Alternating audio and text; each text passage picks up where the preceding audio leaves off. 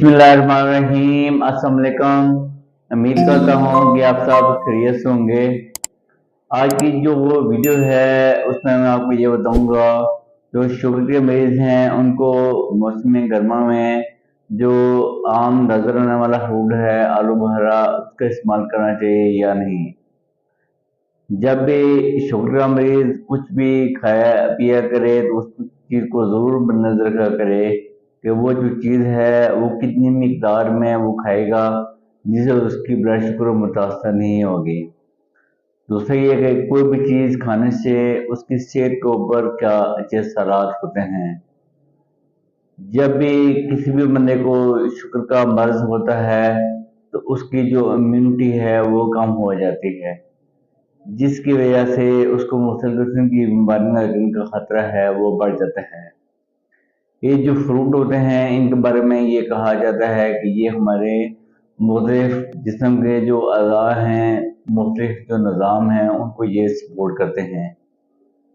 जो आज की वीडियो है इसमें आपको ये बताऊंगा, जो आलू बुखारा है ये शुगर के मरीज को कितना खाना है और किस वक्त खाना है, और कौन सा आलू बुखारा है उसे उसने खाने से गुरेज करना है। सबसे पहले इसका जो ग्लाइसेमिक इंडेक्स है वो लो कैटेगरी में आता है, जो कि 40 तक है। दूसरे नंबर पे जो 100 ग्राम आलू बुखारा है उसका जो ग्लाइसेमिक लोड है वो तकरीबन 3 तक है। तो इसका ग्लाइसेमिक इंडेक्स और ग्लाइसेमिक लोड है वो दोनों लो कैटेगरी में आते हैं। इसका ये मतलब होता है कि ये जो शुगर का मरीज है वो आलू बुखारे का इस्तेमाल है वो जरूर किया करें।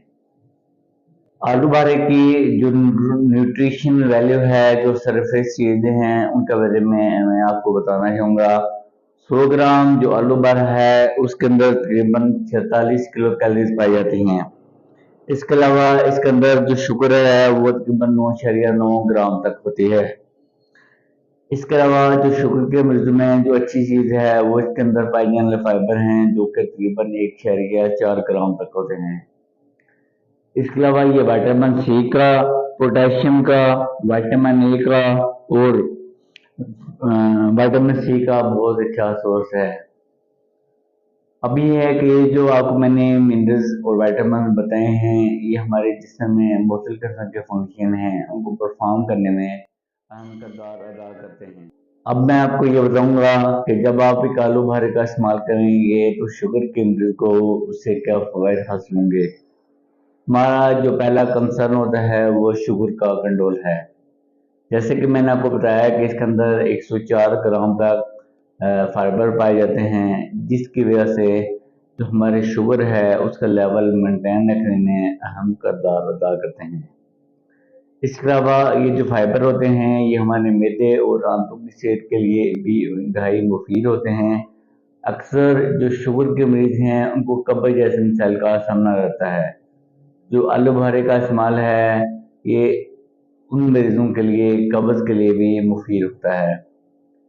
जैसे कि मैंने आपको बताया कि विटामिन ए का बहुत अच्छा सोर्स होता है हमारे जिस्म की इम्यूनिटी, इसका साथ साथ आंखों की बनाई के लिए भी ये मौजूद होते हैं। इसके बाद ये है कि हमारे दिल की सेहत के लिए भी ये इंतहाई कारगर होते हैं।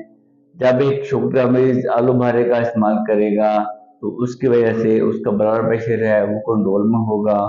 दूसरा ये कि उसको हार्ट अटैक और फर्ज जैसे मसाइल के लिए भी एक कुव्वत मुदाफ़त मिलेगी।